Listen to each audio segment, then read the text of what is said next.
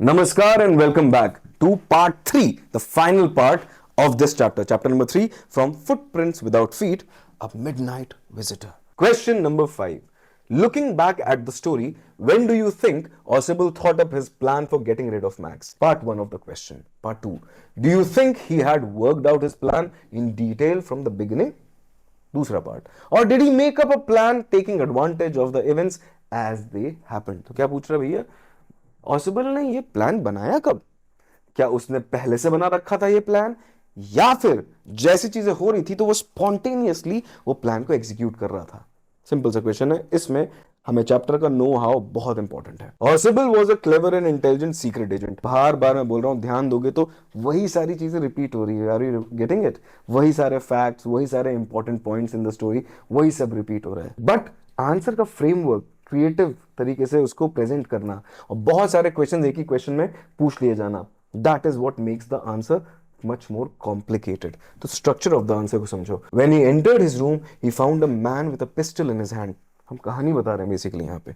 He put up a story on the spot. अब यहाँ पे हमें आंसर मिल गया एग्जैक्ट टू द पॉइंट. अगर बोले इस क्वेश्चन का आंसर, ऑन द स्पॉट बनाई भैया उसने story and narrated it with such precision, मतलब इतने एक्यूरेसी के साथ नरेट किया that both max and Fowler believed him. पिछले आंसर में बताया था कि मैक्स तो बिलीव कर ही लिया, फाउलर भी बिलीव कर लिया जो उसका खुद का दोस्त था. He did this because he wanted to deceive Max. पिछले क्वेश्चन के आंसर में हमने कंफ्यूज वर्ड यूज किया था, इस वाले क्वेश्चन के आंसर में हम डिसीव वर्ड यूज कर रहे हैं.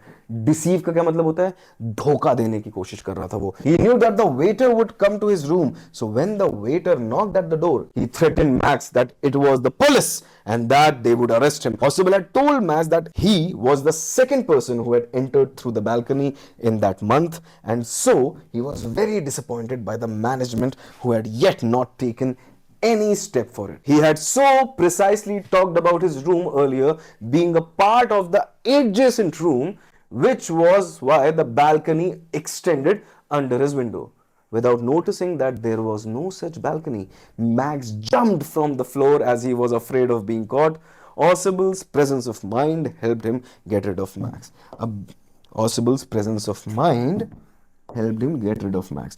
और इसके बीच में जितनी भी कार्यक्रम है, जितना भी कहानी है, वो सिर्फ और सिर्फ एक ही चीज है, हमारी कहानी का सारांश, उसकी समरी, बट और भी कंडेंस्ड फॉर्म में. कीवर्ड्स ये हैं. ऑन द स्पॉट हमने किया तो हमने तीनों क्वेश्चंस का आंसर कर दिया, मतलब तीनों पार्ट्स ऑफ दिस क्वेश्चन का आंसर कर दिया. ऑन द स्पॉट किया गया था. क्यों? क्योंकि डिसीव करने की कोशिश कर रहा था. उसके बाद बीच में पूरी कहानी बताई, जो कि पिछले आंसर में भी कहानी बताई थी.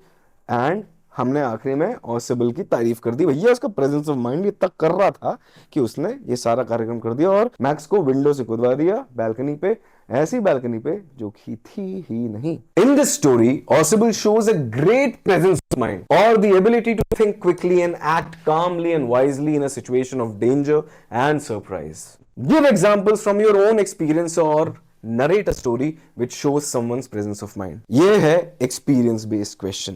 तो यहां पे आपको चैप्टर से लेना देना है नहीं. चैप्टर में ऑसिबल का कैरेक्टर ऑलरेडी है, so you have to draw parallels between the chapter का ऑसिबल and something that you might already know from your own life.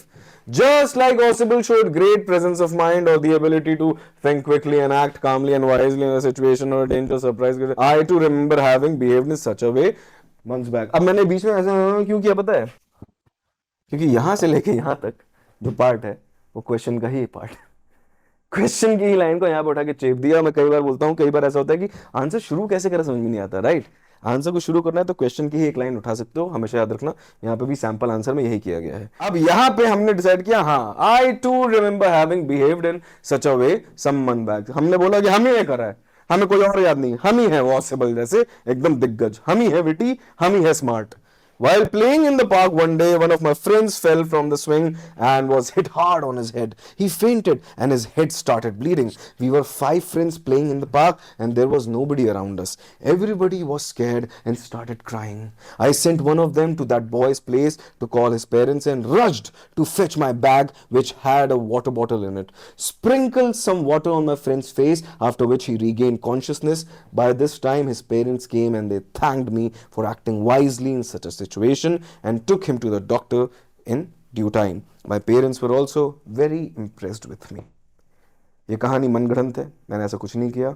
But ये सैम्पल आंसर था, तो अपने मन से कोई कहानी बना लेना। अब मैं यहाँ पे ट्रिक बताता हूँ, यहाँ पे क्या यूज़ किया गया है।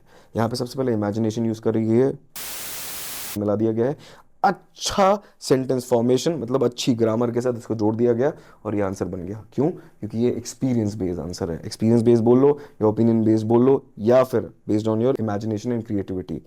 ऐसे क्वेश्चंस ही आपकी कॉम्पिटेंसी चेक करते हैं इन दीज बोर्ड्स, क्योंकि कॉम्पिटेंसी बेस्ड हो चुका है, आपको पता ही है। तो ये क्वेश्चंस और ऐसे ही टाइप के क्वेश्चंस आएंगे जहां पे आपसे पूछा जाएगा कि तुम्हें क्या लगता है। सो बी वेरी रेडी, उसमें रट्टाफिकेशन काम नहीं आएगा। With that we are done with this chapter, chapter number 3 from Footprints Without Feet, a midnight visitor। इसके बाद मिलेंगे अगले चैप्टर के Q&A के साथ। तब तक के लिए you know what to do in the comment section below। Bye bye।